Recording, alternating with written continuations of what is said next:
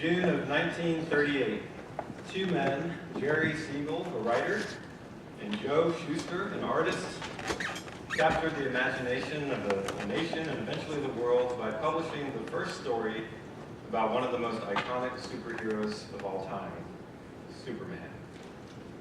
The character and story of Superman as we know it today developed over the course of many years in comic books, radio shows, TV shows, movies, and even games. But one of the most interesting developments came in the form of an unpublished comic written in 1940, 2 years after the creation of this character. And this comic was called The K-Metal from Krypton.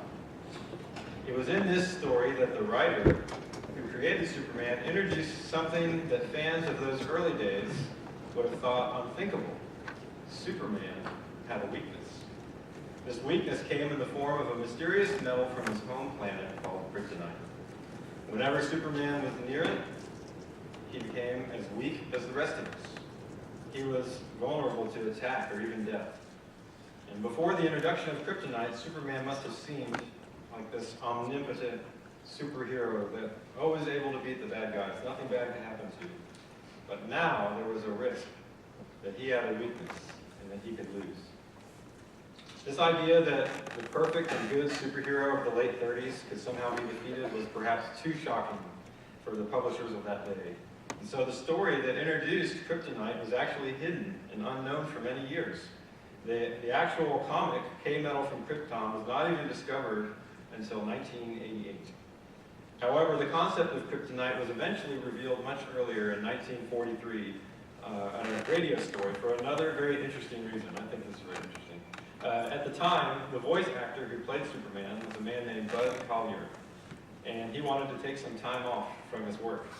And so in order to give him a break, the writers introduced Superman's weakness of kryptonite so that a stand-in actor could simply groan as if Superman was in great pain and not have to speak any lines.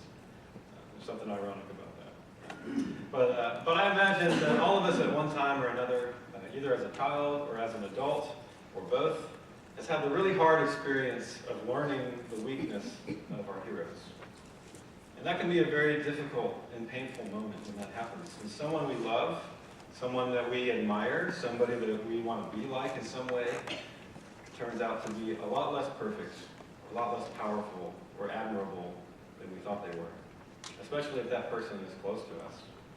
It's one thing to find out that Superman, a comic book hero, has a weakness, but it's another thing to witness the failure of a family member or other respected member of the community that we hoped would be better than they really were.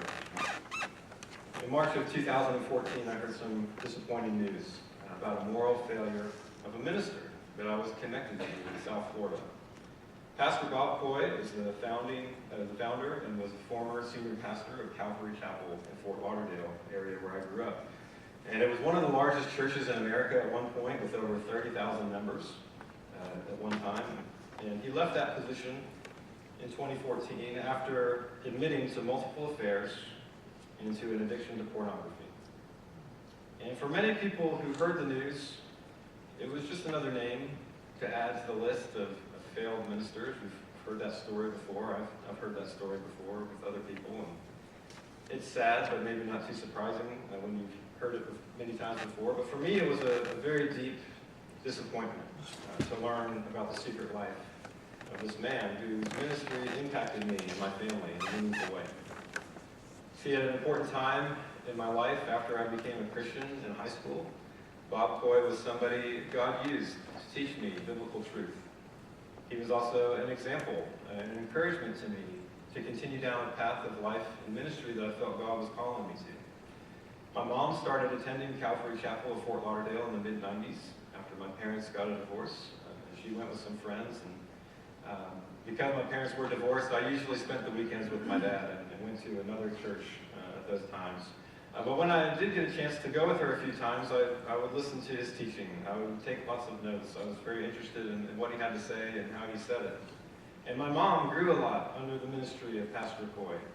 And I was growing in my faith as well. And we would often share these times where she would tell me, what she learned about in church that day, or she would give me something that he had written or provide some teaching resource. And it was good stuff. It was correct information that I learned a lot from. And in fact, I still have a devotional book that my mom gave me that was written by Pastor Coy. He was an effective communicator, and God seemed to be blessing his work.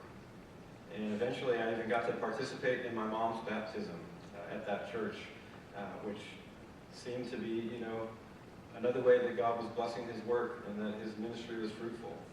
I'm still very grateful for Bob Coy and for the eternal impact he made on my mom and myself and others in service to the Lord. I never expected him to be perfect, but it seemed reasonable to expect that as a minister he would be committed to living above reproach. And so when I heard that he had failed, and when I heard how he had failed, it hurt. And I hate that he chose to sin in such a despicable way. I hate that he hurt both himself and his family and the church he was serving, and that the message of the gospel was lost or damaged in ways that may never fully heal to the people that heard it from him. I hate that his sin gave people an excuse to ignore or mock God at that time. I don't know much about where he is now or what he's doing, but I pray for Pastor Coy. I hope that people are ministering to him in the way that he ministered to others for so many years. I hope others around him that suffered in the fallout of his choices are also getting the help that they need. And I hope that one day there can be forgiveness, some sort of restoration of the relationships that were broken. Friends, sin can do a lot of damage, and it can leave a lot of scars.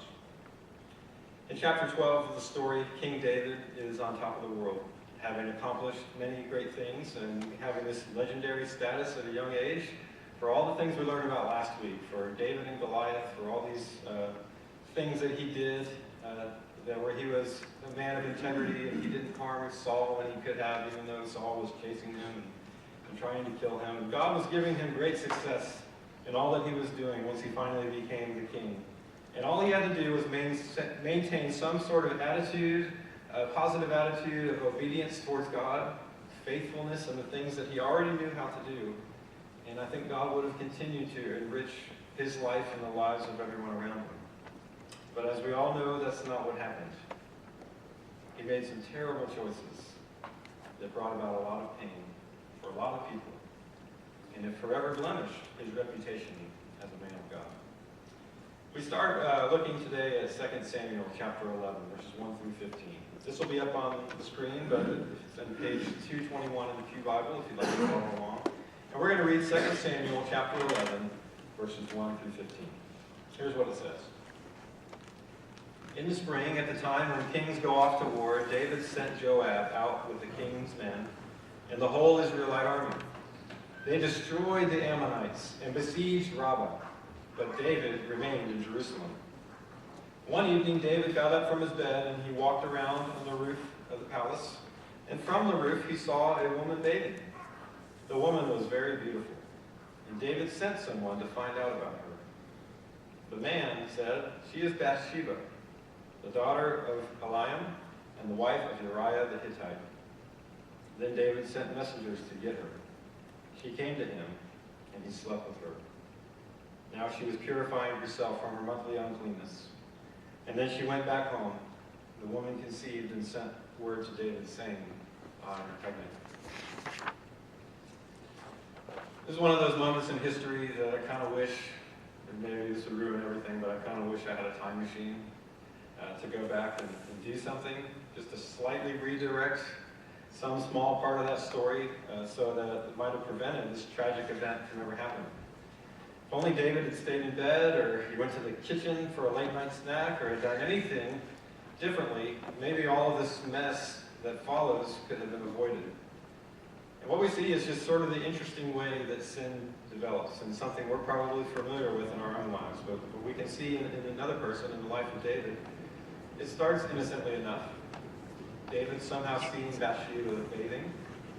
Now, I don't know about you, but I've heard and read all kinds of speculation over the years about who was doing what and why and what people's motives were. And for whatever reason, I've often heard it said that Bathsheba was probably bathing naked on the roof of her house, maybe somehow knowing that this was the time that David would be taking a walk, and maybe she was purposely trying to seduce him into taking her as his wife, as part of some mastermind scheme to have her son become the future king. Bathsheba is often thought of in a very negative way. Has anybody else had that experience or heard things along those lines? She's often thought of as some sort of a temptress, or at the very least as an immodest, careless woman who's ultimately to blame for what happens. However, when you read the actual text, it really only says that it was David who was on the roof when he saw her. It doesn't even say that she was necessarily on the roof. From the roof, he looked and he saw her. She may not have even seen or known that he was looking at her. She may not have even been naked in the way that we might assume. In some places in Eastern culture, it's still common for women to bathe at a well or by the river wearing their full clothing. Bathing wasn't even something that was done as often as we do now. It wasn't a regular routine. And the apparent reason that we read from the scripture that she was bathing seems to be an act of obedience. She was purifying herself from her monthly uncleanness, it says. She seemed to be a God-fearing and obedient woman just going about her business. It may or may not have been the case, but I think it's important that we don't read too much into things and try to defend our hero David and his choice, and put all the blame on Bathsheba. The text does seem to indicate and put some blame on David, though. He was on the roof when he saw her. But I don't think that David was out on the prowl looking around for bathing women as some sort of a peeping Tom. I think it was probably just something that happened unexpectedly. A beautiful woman bathing caught his attention. And I don't think that's the moment of David's greatest sin, when that moment happens when he first sees her. The whole thing could have ended very early as some sort of an innocent mistake, and turning around and looking away. But it didn't. He continued to look. And he lusted after her, with no respect for who she was and what she meant to someone else. Rather than consider her humanity as someone's daughter, or someone's wife, someone's mother, if she had children and he didn't know, or if she was just a fellow Israelite, or she was just a fellow human being created in God's image, worthy of honor. Instead of looking at her in that way, he looks at her as an object of his desire, existing for his own gratification. That's all she's worth. And this, to me, is really where the sin begins. In his heart, as he sees this woman as something less than she is, and he's certainly not the only man in the world to look at a woman in that distorted way. Even then, as bad as that initial sin was, this looking and lusting after her, he could have stopped himself from sinning anymore, but he doesn't. The hole gets deeper. Instead, he asks someone about her. Who is that? And then, despite the huge red flag of learning she's a married woman, her husband is a loyal soldier fighting for him, one of his greatest fighters, he still decides to continue pursuing her anyway. He invites her to the palace, and we don't know what happens in between, but at some point, they commit adultery.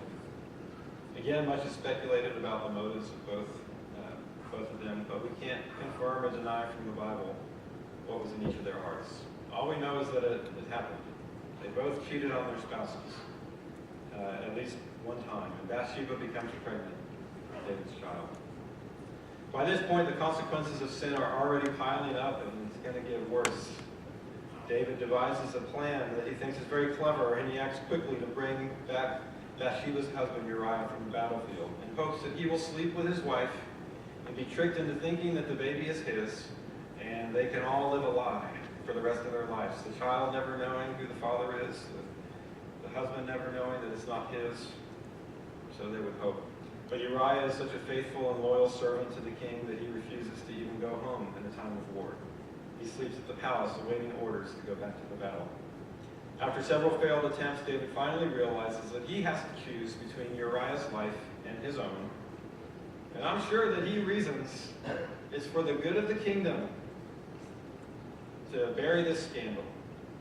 And he sends Uriah back into battle with a sealed letter that contains the instructions that will result in Uriah's death. By the way, we never do read that Bathsheba had anything to do with any of this. She may not have been without sin as far as adultery goes, but this choice seems to be David's. And we look at this, and we look at what we read last week, or a couple weeks ago, when we talked about David, the hero. And we think, how can this person, who has been so filled with faith and zeal for God throughout his entire life, become this selfish and wicked man who does these terrible things?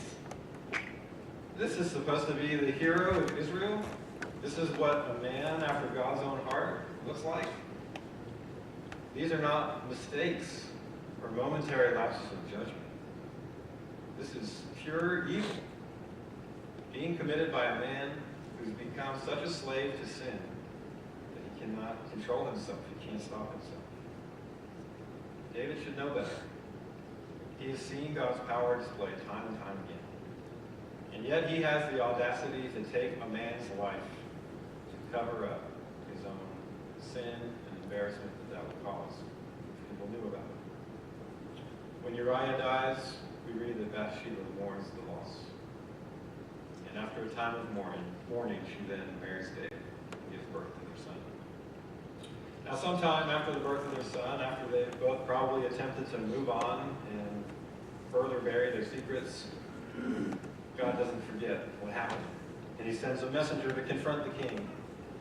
And I imagine it's not exactly an easy thing to be sent to confront anyone concerning their sin. But for Nathan to confront David on this particular situation, I think must have been incredibly terrifying. For a servant of God, though, nothing should be more terrifying to us than going against the will of the Lord. And Nathan knows that, and God has called him to this difficult job. And it's exactly because Nathan worships God above all men that even a man so great and so legendary as King David is not above God. And because of that, Nathan has the boldness and the conviction to go straight to his face and confront him on what he's done and speak the truth. And I think Nathan has to go into this situation knowing this could get really bad for me really quick. And he has the conviction to just accept whatever the king is going to do in response. So Nathan approaches the king wisely by first telling him the story about a rich man and a poor man, and he describes their circumstances. And then shares that a traveler comes to town to see the rich man. And instead of simply feeding, the rich man simply feeding this traveler by sacrificing one of his 99 animals, he decides to steal the one from the poor man and give it as a gift to this guest as if it was his own. And from this we pick up David's reaction in 2 Samuel chapter 12, verses 5 through 14. It's on the next page over, page 222 in the Pew Bibles. We read this. David burned with anger against the man and said to Nathan, "As surely as the Lord lives, the man who did this must die. He must pay for that lamb 4 times over, because he did such a thing and have no pity." Then Nathan said to David, "You are the man. This is what the Lord, the God of Israel, says. I anointed you king over Israel, and I delivered you from the hand of Saul. I gave your master's house to you, and your master's wives into your arms. I gave you all Israel and Judah. And if all this had been too little, I would have given you even more. Why did you despise the word of the Lord by doing what is evil in his eyes? You struck down Uriah the Hittite with the sword, and you took his wife to be your own. You killed him with the sword of the Ammonites. Now therefore the sword will never depart from your house, because you despised me and took the wife of Uriah the Hittite to be your own. This is what the Lord says, out of your own household I am going to bring calamity on you. Before your very eyes I will take your wives and give them to one who is close to you, and he will sleep with your wives in broad daylight. You did it in secret, but I will do this thing in broad daylight before all Israel." Then David said to Nathan, "I have sinned against the Lord." Nathan replied, "The Lord has taken away your sin. You are not going to die. But because by doing this you have shown utter contempt for the Lord, the son born to you will die. And that ultimate price of his sin was paid through the death of his son. David could have hardened his heart against God. Nobody would have blamed him for doing that. Maybe that's even what many would have expected from this warrior king, this feared man who slays giants with stones. But instead, to his credit, in this moment, David's heart was broken by his own sin, and he accepted responsibility for what he had done. He repented of his sin and submitted himself to God's consequences, whatever they may be, and he acknowledged God's holiness through worship. And then he recommits himself to do better as a man, to be a better man, to be a better husband, to be a better father, and be a better king. Something about going through this experience and this failure reminds David of who he is in relation to this great God that has always blessed him and given him favor. While there are plenty of important lessons we can focus on and learn for ourselves from David and his choices and how he recovered from the situation, to me the real story behind this story is the story of what God is doing and what this episode in David's life can teach us about him. There are at least three important aspects of God's character that I think we see throughout this story that are good for us to know as we think about dealing with our own sin and how we should respond when we fail, when we blow it. The first is that God cares about justice for innocent people. He really cares about justice for innocent people. Every day in this world we live in, innocent people are being terribly wronged in hundreds of thousands of ways. People are being systematically oppressed. People are being ripped off. They're being scammed. They're being abused. They're being violated. They're being wrongly accused. They're being maligned, despised, rejected, abandoned, forgotten, many other things. It's not right, and we know it. God knows it too. And even though it feels like things can never be made right and something wrong happens to someone, God cares about justice. And we as God's people ought to also care deeply about justice and seeing justice done for other people. We ought to look for ways within our power to try to right some of the wrongs in the world and to do so as an act of worship and sacrifice to God, because justice is important to him. And I believe in this story that we so often would call and think of as the story of David and Bathsheba, God might think of it as the story of Uriah and the innocent baby. He might focus on the terrible wrongs that were done to them and them having to pay the ultimate price even though they were completely innocent. God knows full well that the cost of sin is very high and that the blood of the innocent is often what gets paid to forgive the guilty. And one day God will fully right the wrongs that are suffered by innocent people. Second thing we see is that God is willing to forgive terrible crimes. Perhaps this one seems to contradict the claim that God cares about justice. And is a source of frustration for those who always want, justice for the guilty. The problem is that we're all guilty. We're all guilty of terrible crimes. And true justice would mean the destruction of us all. And God knows that. And despite hating our sin, hating the choices we make that go against his will, he loves us more deeply than he hates the things that we do. He cares about who we are as people. He sees us in our helplessness, and he cares more about that than he cares about complete justice for the wrong that is done. So he comes up with other creative ways to make things right. God has the capacity to forgive David, one of the greatest kings of Israel, who quickly broke basically all of the Ten Commandments in this episode we read today. Maybe he can also forgive the most terrible things that you have done, the most terrible things that others have done to you, that maybe you don't want to let go of, and you don't want to forgive other people for. That capacity for forgiveness, even in the face of terrible crimes, tells us something about how amazing God's love for us really is. So even if it seems to contradict his desire for justice, I'm so thankful for God's forgiveness for even the most terrible of crimes. Last thing we see is that God restores the humble and he blesses the broken. As if God's forgiveness wasn't enough, he's gracious enough to give back to us what he takes away. And in the case of David, God responded to his humility and his brokenness by providing him with another son after allowing the first son to die. God doesn't hang our guilt over our heads for the rest of our lives. Even though he could, even though we deserve it, he seeks to reconcile with us. And he has plans for us to prosper. We just remain trusting in him and following where he leads us.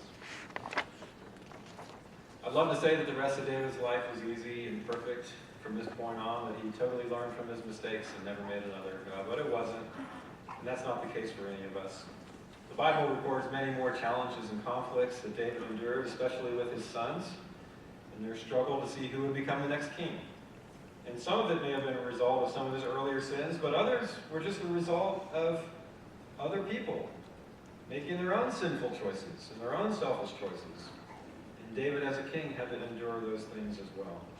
Eventually, God would call Solomon, the second son born to David and Bathsheba, to sit on the throne after his father David, and to carry on some of the most important work that David began in his later years, especially the work that we heard a prayer about this morning in our prayer time, the work of building the temple and creating the temple, which was one of the great legacies of David and Solomon together. And we'll hear more about Solomon in the next chapter of the story, which Todd will be preaching on in a couple weeks.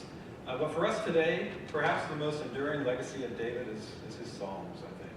And especially the ones that he wrote that point to Jesus as the Messiah. One of those Psalms, one of the most amazing is Psalm 22, which I'd like to read for us in closing out our service today, our sermon today.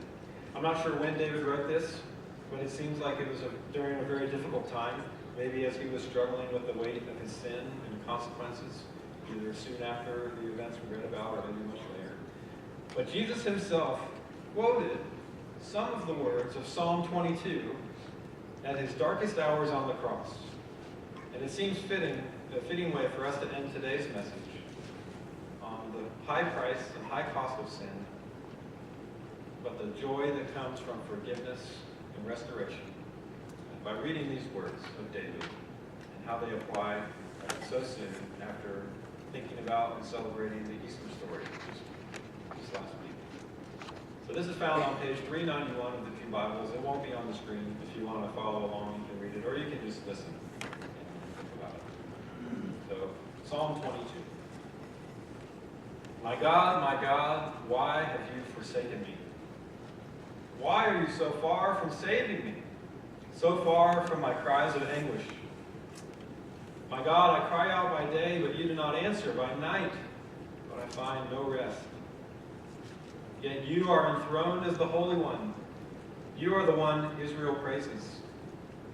In you our ancestors put their trust. They trusted, and you delivered them. To you they cried out and were saved, and in you they trusted and were not put to shame. But I am a worm and not a man, scorned by everyone, despised by the people. All who see me mock me. They hurl insults, shaking their heads. He trusts in the Lord, they say. Let the Lord rescue him. Let him deliver him, since he delights in him. Yet you brought me out of the womb. You made me trust in you, even at my mother's breast. And from birth I was cast on you. From my mother's womb you have been my God. Do not be far from me, for trouble is near, and there is no one to help. Many bulls surround me, strong bulls of Bashan encircle me, roaring lions that tear their prey, open their mouths wide against me. I am poured out like water, and all my bones are out of joint. My heart has turned to wax. It has melted within me. My mouth is dried up like a potsherd, and my tongue sticks to the roof of my mouth. You lay me in the dust of death. Dogs surround me. A pack of villains encircles me. They pierce my hands and my feet. All my bones are on display. People stare and gloat over me. They divide my clothes among them and cast lots for my garment. But you, Lord, do not be far from me. You are my strength. Come quickly to help me. Deliver me from the sword, my precious life from the power of the dogs. Rescue me from the mouth of the lions. Save me from the horns of the wild oxen. I will declare your name to my people in the assembly. I will praise you. You who fear the Lord, praise him. All you descendants of Jacob, honor him. Revere him, all you descendants of Israel. For he has not despised or scorned the suffering of the afflicted one. He has not hidden his face from him, but he has listened to his cry for help. From you comes the theme of my praise in the great assembly. Before those who fear you, I will fulfill my vows. The poor will eat and be satisfied. Those who seek the Lord will praise him. May your hearts live forever. All the ends of the earth will remember and turn to the Lord, and all the families of the nations will bow down before him. For dominion belongs to the Lord, and he rules over the nations. All the rich of the earth will feast and worship. All who go down to the dust will kneel before him, those who cannot keep themselves alive. Posterity will serve him, and future generations will be told about the Lord. They will proclaim his righteousness, declaring to a people yet unborn, he has done it.